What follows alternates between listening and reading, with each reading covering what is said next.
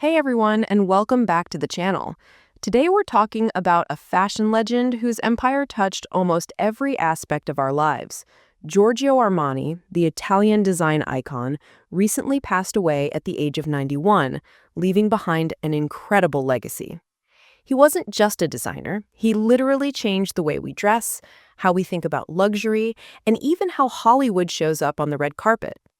If you've ever worn an unstructured suit or muted neutrals, you've been influenced by Armani. Let's dive into the story of the man often called King Giorgio. Armani's journey is truly inspiring. He was born in a small Italian town, growing up during World War II, where he learned the harsh realities of life with hunger as one of his earliest memories. He initially pursued medical studies, but left after 3 years to join the army, later deciding to look for a different career path.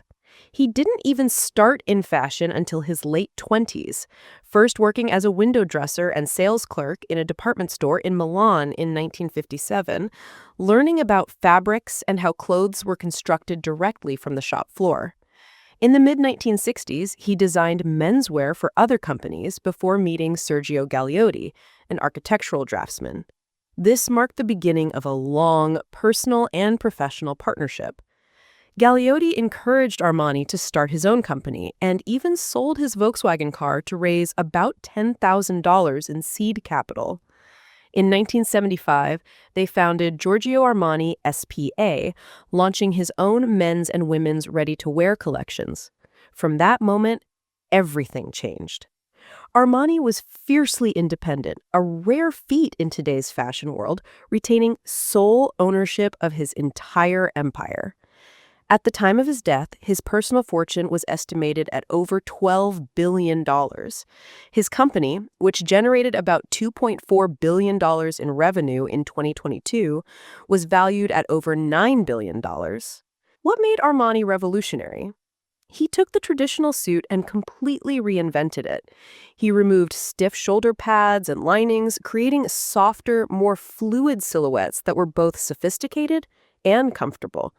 This deconstructed look became his signature, allowing a new generation to feel powerful without losing their soul.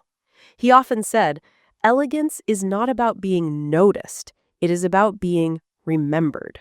His real breakthrough in America came in 1980 when he designed the entire wardrobe for Richard Gere's character in the film American Gigolo. The movie started with Gere trying on a relaxed, two-button Armani jacket, and suddenly, everyone wanted an Armani suit. This connection to Hollywood propelled his brand to a much broader audience and established him as one of the most popular designers. He literally invented the concept of the Hollywood power player. Armani's influence quickly moved beyond the big screen to the red carpet. He almost single-handedly pioneered red carpet dressing, making designers a crucial part of celebrity appearances. He dressed a who's who of stars, including Julia Roberts in her iconic oversized gray suit at the 1990 Golden Globes, Diane Keaton, who was one of the first to wear his designs to the Oscars in 1978 in a custom double-breasted jacket, Jodie Foster in a chic silk trouser suit at the 1990 Oscars, who was known to tell his design house, "Just tell me what to wear." Lady Gaga in a galactic-inspired dress at the 2010 Grammys and for her Monster Ball and Born This Way Ball tours. Beyoncé in a custom Armani bodysuit at the 2008 American Music Awards and at the 2008 Met Gala.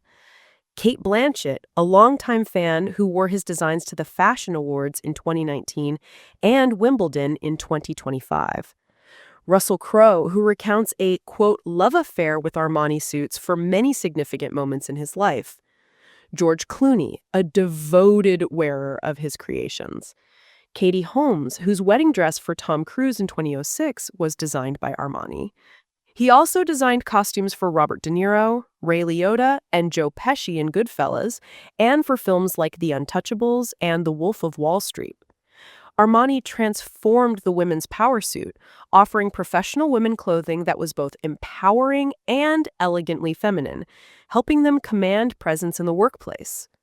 Women in politics, including former House Speaker Nancy Pelosi, Hillary Clinton, and Italy's first woman prime minister, Giorgia Meloni, have all chosen Armani suits to project strength and professional identity. His point was always to look like a woman in a woman's suit, not a mimicry of men's clothing. But Armani's vision extended far beyond clothes. He built a lifestyle empire that includes luxury hotels, cosmetics, perfumes, home furnishings, and even bars, clubs, and restaurants. His Armani Hotel in the Burj Khalifa in Dubai opened in 2010, occupying the bottom 39 floors of the skyscraper with 160 guest rooms. He also opened an Armani Hotel in Milan in 2011. He had a keen interest in sports, owning the Olimpia Milano basketball team and designing uniforms for Italy's Olympic teams, as well as for the England national football team and the Ferrari Formula One team. He was also an early advocate for ethical practices in fashion, famously banning underweight models from his runways in 2007 following the tragic death of a model from anorexia. Armani maintained an intensely private personal life, but he had a long-standing relationship with his business partner, Sergio Galliotti, until Galliotti's untimely death from complications of AIDS in 1985 at the age of 40. Armani credited Galliotti with empowering him to pursue the business, and he described his inability to prevent Galliotti's death as the greatest failure of his career. He once said his only regret in life was spending too many hours working and not enough time with friends and family. He never had children, but he involved his nieces Silvana and Roberta and his nephew, Andrea Camerana, in the business. Roberta is known for managing the group's relations with high-profile celebrities. He also established the Giorgio Armani Foundation to safeguard his company's independence and founding principles for the future. His plans for succession involved a gradual transition of responsibilities to those closest to him, including Leo Dell'Orco, the head of menswear design and a longtime confidant, and family members. He continued working tirelessly until his final days, dedicating himself to the company and its many projects. He was planning a spectacular party and exhibition to celebrate the brand's 50th anniversary in September, including a show in the 14th century courtyard of Milan's Palazzo Brera. Though he was absent from some shows earlier in 2025 due to illness, he continued to oversee fittings and communicate with reporters remotely. His commitment to his vision and relentless pursuit of perfection defined his career. What an incredible life and legacy. Giorgio Armani truly was a giant in the fashion world, and his impact will be felt for years to come. If you found this breakdown insightful, please like this video, subscribe to the channel for more content, and hit that notification bell so you don't miss our next video. Thanks for watching.